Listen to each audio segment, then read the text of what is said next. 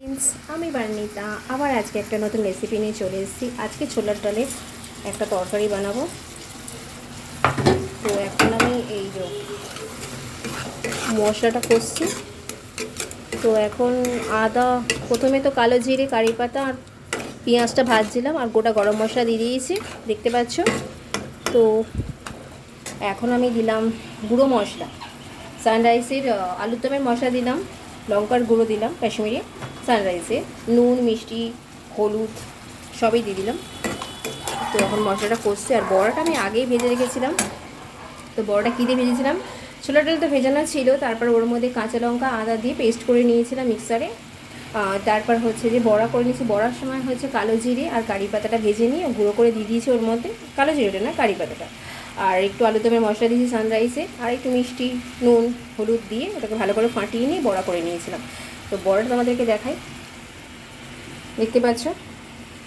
আজকে কিন্তু আলু দিয়েই করব, তোমরা এইভাবে বানিয়ে খেয়ে দেখবে, আমাকে কমেন্ট করে জানাবে।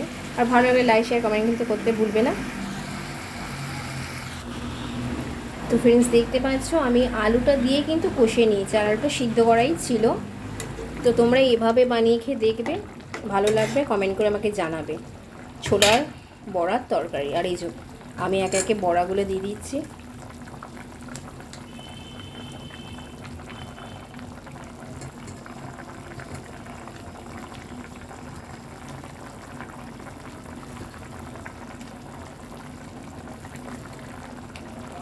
তো আমি একে একে সব বড়াগুলো দিয়ে দিলাম।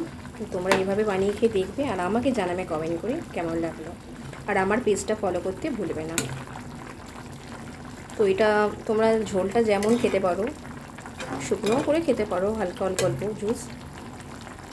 আর নামানোর সময় একটু ঘি দিয়ে দিতে পারো, আর না দিতে পারো।